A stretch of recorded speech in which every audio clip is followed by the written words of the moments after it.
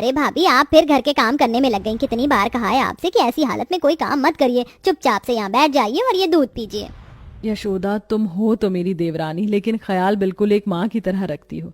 अरे बाबा, मैं पूरा दिन खाली बैठे बैठे बोर हो जाती हूँ, कुछ तो काम करने दो। नहीं, मैंने कहा ना कि कोई काम नहीं करेंगी आप, बस आराम करेंगी। यशोदा अपनी गर्भवती जेठानी का ख्याल रखने के साथ साथ यशोदा अपनी जेठानी की पहले से ही दो बेटियां उमा और शालू का भी बड़ा ध्यान रखती थी। जैसे जैसे समय गुजरता है वैसे वैसे अनुराधा की डिलीवरी का समय करीब आ रहा होता है और आज अनुराधा को 8वां महीना लग जाता है। ये देखिए भाभी, आज मैंने आपके मनपसंद कढ़ी चावल बनाए हैं। अरे वाह, कढ़ी चावल! पता है कब से मेरा कढ़ी चावल खाने का मन कर रहा था। थैंक यू यशोदा, आज तो मैं जी भर कर कढ़ी चावल खाऊंगी। इतना कहकर अनुराधा जैसे ही कढ़ी चावल खाने लगती है कि तभी उसके पेट में अचानक दर्द होने लगता है। मेरा पेट! यशोदा, मेरे पेट में बहुत दर्द हो रहा है, लगता है मेरी डिलीवरी का टाइम आ चुका है। लेकिन भाभी, अभी तो आपका 8वां महीना है, इतनी जल्दी आपकी डिलीवरी का टाइम कैसे हो सकता है? आप घबराइए मत, हम जल्दी से आपको हॉस्पिटल लेकर चलते हैं। अनुराधा का पति वरुण जल्दी से गाड़ी निकालता है और सभी लोग अनुराधा को अस्पताल लेकर जाते हैं। देखिए, इनके पेट में बच्चा घूम चुका है, हमें जल्द से जल्द इनका ऑपरेशन करना होगा, लेकिन इस ऑपरेशन में माँ या बच्चों में से किसी एक की जान को खतरा हो सकता है।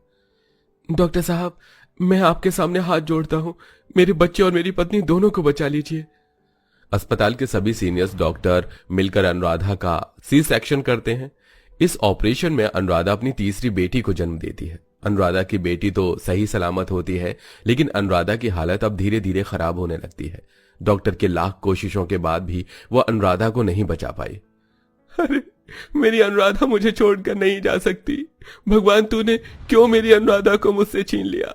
मेरा न सही, कम से कम मेरी बेटियों का तो सोचता। इस नन्ही सी बच्ची का अब क्या होगा? कौन इसे माँ का प्यार देगा? रिश्ते में भले ही अनुराधा मेरी भाभी थी, लेकिन मैंने हमेशा उन्हें अपनी बड़ी बहन ही माना था। अब उनके जैसे प्यार तो मैं इन बच्चों को नहीं दे सकती, लेकिन मैं इन्हें कभी इनकी माँ की कमी महसूस नहीं होने दूंगी। अनुराधा के गुजर जाने के बाद अब यशोदा ही अनुराधा की तीसरी बेटी पिंकी को एक माँ का प्यार देने की पूरी कोशिश करती है। उसे नहलाना, उसे दूध पिलाना, खिलाना, सब कुछ यशोदा एक माँ की तरह ही करती है। साथ ही दोनों बड़ी बहनों का भी अनुराधा काफी अच्छे से ध्यान रखती है। लेकिन कहते हैं ना कि आपकी खुशियों को नजर लगते ज्यादा देर नहीं लगती। यशोदा की पड़ोसन अब दोनों बड़ी बहनों उमा और शालू को यशोदा के खिलाफ भड़काने लगती है। अरे उमा, शालू बेटा, अभी तो तुम दोनों नादान हो। शुरू शुरू में तुम्हारी चाची तो तुम्हें माँ का प्यार दे रही है, लेकिन देखना, यही चाची एक दिन तुम्हारी सौतेली चाची बनेगी और तुम दोनों और तुम्हारी छोटी बहन को नौकरानी बनाकर रख देगी। लेकिन आंटी, हमारी चाची तो हमसे बहुत प्यार करती है, रोज हमें स्कूल के लिए तैयार करती है, लंच बनाकर देती है, हमारा मनपसंद खाना भी बनाती है।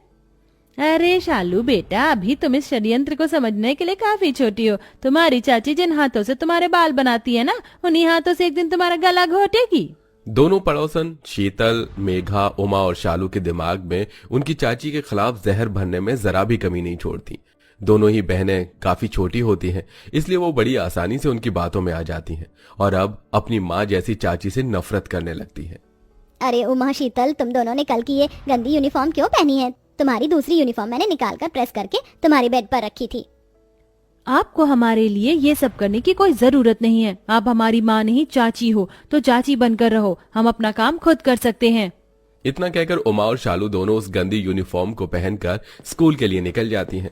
उन दोनों का ऐसा बर्ताव देख यशोदा को काफी हैरानी होती है। ऐसे ही एक दिन, अरे वाह, आज नाश्ते में उपमा बना है। और सिर्फ उपमा ही नहीं, तुम दोनों की मनपसंद पनीर के पराठे भी बनाए हैं, ये लो। कितनी बार कहा है आपसे कि हमारे लिए ये सब करने की कोई जरूरत नहीं है आपको? क्यों हमारी माँ बनने की कोशिश कर रही हैं? शालू, ये क्या तमीज है अपनी चाची से बात करने की? अपने पिता की बात सुन शालू उमा टेबल पर रखा सारा नाश्ता फेंक कर चली जाती है। यशोदा ये सब समझ नहीं पा रही थी कि क्यों उमा शालू उसके साथ ऐसा व्यवहार कर रही हैं। भले ही दोनों बड़ी बहनें पड़ोसियों के बहकावे में आकर अपनी चाची के साथ इतना बुरा सलूक कर रही थी, लेकिन वहीं सबसे छोटी बहन पिंकी अपनी चाची को ही अपनी मां मानती है। धीरे धीरे समय गुजरता है और अब जहां गोद में खेलने वाली पिंकी 7 साल की हो जाती है, वहीं दोनों बहनें भी 16-18 साल की हो जाती हैं। ये दोनों लड़कियां भी ना रूम को कितना गंदा करती हैं, एक चीज भी अपनी जगह पर नहीं है। यशोदा जल्दी से उमा और शालू का बिखरा हुआ सारा कमरा साफ करके वहां से चली जाती है। जैसे ही दोनों बहनें इंस्टीट्यूट से वापस घर आती हैं तो देखती हैं कि उनका कमरा बिल्कुल साफ है, जिसे देख उमा चिल्लाते हुए अपनी चाची को बुलाती है। चाची, चाची, इधर आओ। उमा के चिल्लाने की आवाज को सुनकर यशोदा उनके कमरे में आती है। हमारा कमरा आपने साफ किया? हाँ शालू, तुम दोनों का कमरा काफी ज्यादा गंदा हो रहा था, इसलिए मैंने सब कुछ साफ कर दिया। किसने कहा था आपको हमारा कमरा साफ करने को? ये ममता का दिखावा हमारे सामने करने की कोई जरूरत नहीं है। शालू उमा की चिल्लाने की आवाज सुन पिंकी भी उनके कमरे में आ जाती है। दीदी, आप माँ पर क्यों चिल्ला रही हो? मम्मी पर ऐसे चिल्लाना नहीं चाहिए। पिंकी, ये हमारी माँ नहीं चाची है, इन्हें चाची रहने दो, अपनी माँ मत बनाओ। इतना कहकर उमा और शालू वहां से चली जाती हैं। आखिरकार मेरा कसूर क्या है? उमा, शालू क्यों मेरे साथ ऐसा बर्ताव करती हैं? मैंने इन्हें हमेशा अपनी बेटियां माना, इन्हें माँ का प्यार देने की पूरी कोशिश करी, तो क्यों मेरे साथ ऐसा होता है? यशोदा उमा शालू की हर एक छोटी से बड़ी चीज का काफी ध्यान रखती है। यशोदा एक माँ से बढ़कर ही उनके लिए सब कुछ कर रही थी, लेकिन इतना करने के बावजूद भी शालू उमा यशोदा की बिल्कुल भी मदद नहीं करती। ऐसे ही समय गुजरता है और एक दिन मेरा हाथ। दीदी, आपके हाथ से तो बहुत खून निकल रहा है, मैं अभी माँ को बुला कर लाती हूँ। पिंकी भागते यशोदा के पास जाती है और उसे उमा के हाथ कटने के बारे में बताती है, जिसे सुन यशोदा जल्दी से दवाई लेकर उमा के पास आती है। अरे उमा, तुम्हारे हाथ से तो बहुत खून निकल रहा है। आखिरकार तुम कैंची के साथ कर क्या रही थी? लाओ जल्दी से अपना हाथ दो। यशोदा जैसे ही उमा के हाथ पर दवाई लगाने लगती है, उमा गुस्से में यशोदा से अपना हाथ झटकते हुए कहती है, एक बात क्यों मुझे बार बार समझानी पड़ती है? आप प्लीज हम दोनों बहनों का पीछा छोड़ दो। एक बहन को तो आपने अपने वश में कर ही लिया है, पिंकी तो अभी छोटी है, इसलिए आपकी चालबाजी समझ नहीं पा रही है, लेकिन जब वो बड़ी होगी ना तो आपके अंदर के जहर को अच्छे से जान जाएगी। इतनी कड़वी बातें तो कोई माँ भी बर्दाश्त नहीं करती, जितना एक चाची होकर यशोदा कर रही थी। माँ मत रोना, अगर आप रोगी तो मुझे भी रोना आ जाएगा। आप फिक्र मत करो, मैं दीदी को समझाऊंगी, वो मेरी बात जरूर मानेगी, फिर वो आपसे ऐसी बातें नहीं करेगी। नन्ही सी पिंकी की बात सुन यशोदा उसे रोते हुए गले से लगा लेती है और अब ऐसे ही वक्त गुजरने लगता है। गलत संगति में रहने की वजह से शालू उमा ने काफी बिगड़े हुए दोस्त बनाए थे, जिनमें से कुछ दोस्त अब शालू को ड्रिंक की आदत भी लगा देते हैं।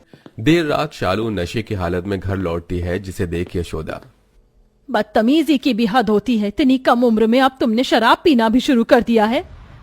अरे आप क्यों मुझे मेरी माँ की तरह डांट रही हो? अगर इतना ही माँ बनने का शौक है तो खुद क्यों नहीं बच्चे पैदा कर लेती? जबरदस्ती की ममता हम पर थोपने की कोई जरूरत नहीं है। यशोदा शालू को काफी समझाती है, लेकिन शालू अपनी हरकतों से बाज नहीं आती। इतनी कम उम्र में शराब पीने की वजह से शालू की दोनों किडनी फेल हो जाती हैं, जिसके चलते शालू हॉस्पिटल में भर्ती होती है। शालू की दोनों किडनी खराब हो चुकी है, हमें जल्द से जल्द उन्हें एक किडनी कहीं से भी डोनेट करवानी होगी, वरना उनका बचना नामुमकिन है। डॉक्टर साहब, हाँ भले ही मेरी दोनों किडनी ले लीजिए, लेकिन मेरी शालू को बचा लीजिए। सारे चेकअप करने के बाद यशोदा की किडनी शालू से मैच हो जाती है और अब डॉक्टर से ऑपरेशन करके यशोदा की एक किडनी शालू को डोनेट करती है। वहीं बाहर, देख लिया तुमने तुम्हारी चाची को? तुम्हारी माँ के गुजर जाने के बाद तुम्हारी चाची ने कसम खाई थी कि ये कभी भी माँ नहीं बनेगी और तुम तीनों को ही अपनी बेटी बनाकर एक माँ का प्यार देगी। तुम्हारी चाची ने इतनी बड़ी कुर्बानी दी, लेकिन तुम लोगों ने क्या किया? अपने पिता के मुंह से इतनी बड़ी बात सुन उमा के पैरों तले जमीन खिसक जाती है। वहीं शालू का ऑपरेशन भी सक्सेसफुल होता है, जिसके बाद अब उमा शालू को सारी बात बताती है।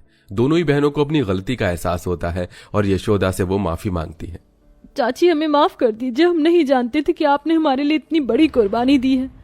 आप हमें माँ का प्यार देती रही और हम आपके साथ सौतेलापन करते रहे। हम तो आपकी माफी के लायक भी नहीं है। सही कहा तुमने, मैं तुम दोनों को माफ नहीं करूंगी, लेकिन अगर तुम दोनों मुझे आज के बाद चाची की बजाय माँ कहोगी तो मैं इस बारे में सोच सकती हूँ।